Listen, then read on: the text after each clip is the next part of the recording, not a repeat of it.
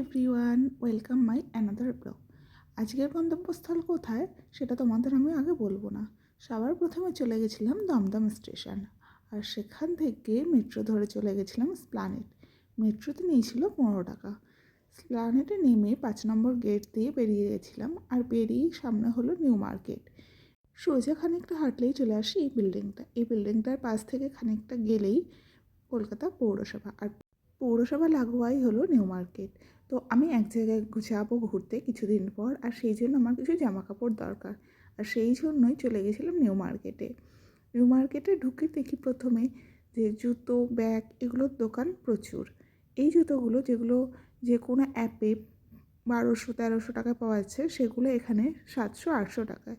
আর এই সোয়েটারগুলো এখানে তো 200 টাকায় পাওয়া যায়, তবে একটু দেখে নিতে হবে, কারণ সব সোয়েটার সুন্দর দেখতে হলেও ভালো না, ছেঁড়াও আছে, আবার অন্য কোনো প্রবলেমও থেকে থাকে। তো সামনে এগিয়ে দেখি কিছু ড্রেসের দোকান। এই ধরনের ড্রেস আমি পরি না, যার জন্য এই ধরনের ড্রেসের আমি দাম করিনি। এছাড়া ছিল শালের স্টল, শালগুলো কিন্তু 300-350 টাকায় খুবই সুন্দর পাওয়া যাচ্ছিল। এছাড়া ছিল প্রচুর ব্যাগের দোকান, ব্যাগগুলো 100-150 টাকা থেকে শুরু, আর একটু দামি ব্যাগও আছে, সেগুলো 700-800, তবে বার্গেনিং করে নিতে হবে। আমি গেছিলাম শীতের সোয়েটার এবং একটা ওভারকোট কিনতে। যে সোয়েটারগুলো 200 টাকা দামের সেই সোয়েটার, আর ওভারকোট যেগুলো 450-700 আমি দেখেছিলাম ভিডিওয়। তো এখানে কিছু জুয়েলারি শপও দেখেছি, যেখানে খুব সুন্দর সুন্দর কালেকশান ছিল, আর তার সাথে বাচ্চাদের কিন্তু কালেকশান অনেকই আছে। জুয়েলারিগুলো অনেক কমে পাওয়া যায় যে কোনো ওয়েবসাইটের থেকে, এবং আমরা যে লোকাল দোকানগুলো থেকে কিনি সেই দোকানের থেকেও অনেক কম দাম। এই ব্যাগগুলো ছিল 250 করে।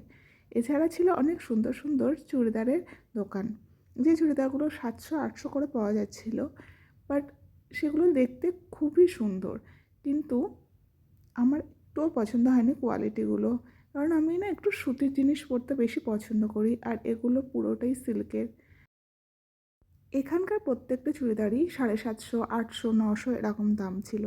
এছাড়াও ছিল অনেক ফ্রকগুলো খুব সুন্দর। এই ব্যাগগুলো 100 টাকা করে দাম, এত বড় বড় ব্যাগ। এছাড়া কুর্তি আছে 200-250, স্কার্ট আছে 400-450, জিন্সও আছে।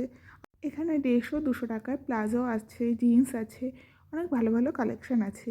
আর এর উল্টো দিকেই আছে হক মার্কেট, তার সামনে এখানে অনেক খেলনা পাওয়া যায়। আর ভিতরে ঢুকে দেখি তো ফলস চুলের মেলা, আমার বোধহয় লাগবে খুবই তাড়াতাড়ি। যাই হোক, ভিতরে ঢুকে দেখি যে ভালো বড় বড় দোকান এর ভিতরে, আর এর ভিতরে জিনিসের দাম অনেকটা বেশি। তো এখান থেকে তো কেনার কথাই ওঠে না। এখান থেকে ঘুরে টুরে বেরিয়ে গেছিলাম, আবার নিউ মার্কেট চলে গেলাম। ওভারকোট অনেক খুঁজেছি, যেগুলোর দাম 700-800 টাকা, কিন্তু আমার মনের মতন আমি পাইনি, তাই আমার আর কেনা হয়ে ওঠেনি। নিউ মার্কেটের একদম শেষের দিকে আছে ইন্ডিয়ান মিউজিয়াম, আর তার সামনেই ছিলাম, কিন্তু ইন্ডিয়ান মিউজিয়ামে এবার আর যাওয়া হয়নি। ইন্ডিয়ান মিউজিয়াম রেখে বাঁদিকের রাস্তা ধরে সোজা হাঁটতে হাঁটতে পৌঁছে যাই এই মসজিদটার সামনে, আর তার উল্টো দিকে হলো এই রাস্তাটা সোজা খানিকটা আসলেই হলো একটা পুরনো বিল্ডিং পড়ে, যেটা হলো একটা মন্ত্রণালয়। আর সেই মন্ত্রণালয়টা ছেড়ে আর একটু গেলেই চলে আসে পিয়ারলেস হসপিটাল, আর সেই হসপিটালের একদম নিচের রাস্তাটাই হলো বেকার্স লেন। অনেক ভিডিওতে দেখে থাকবে যে চিত্তবাবুর দোকান, অরুণবাবুর দোকান, যে লেনটায়, সেটাই। নিউ মার্কেটে ঘুরতে ঘুরতে খিদে পেয়ে গেছিলো, তাই এখানে চলে আসি। 3টে বাজে, আর দেখো এখনও এরকমই ভিড়। সবার প্রথমে চলে আসি অরুণবাবুর জয়মাতারার দোকানে, আর সেখান থেকে নিয়ে নিই হলো 2টো করে কুলচা আর পনিরের তরকারি। তো 2টো করে কুলচা আর 4টে কুলচা আর 2 বাটি পনিরের তরকারিতে আমার পড়েছিল 120 টাকা। সত্যি কথা বলতে কুলচাগুলো খুবই ভালো লেগেছিলো, কিন্তু পনিরের তরকারি আমার অতটা ভালো লাগেনি। আর তার আগেই ছিল চিত্তবাবুর দোকান, যেখান থেকে নিয়ে নিই পোলাও আর chilli chicken. 1 plate chilli chicken আর পোলাও তো পড়েছিল 100 টাকা। খেতে মোটামুটি ভালোই ছিল, কিন্তু যেরকম লোককে তারিফ করে ফেসবুকে দেখি আর কি, সেরকম কিছুই ছিল না।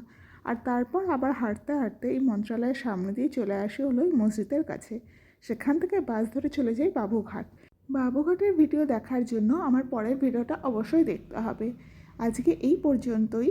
চ্যানেলটাকে সাবস্ক্রাইব করে দিও, আর ভিডিও ভালো লাগলে লাইক, কমেন্ট আর শেয়ার অবশ্যই করো। সবাই ভালো থাকবে, দেখা হচ্ছে খুব তাড়াতাড়ি। টাটা।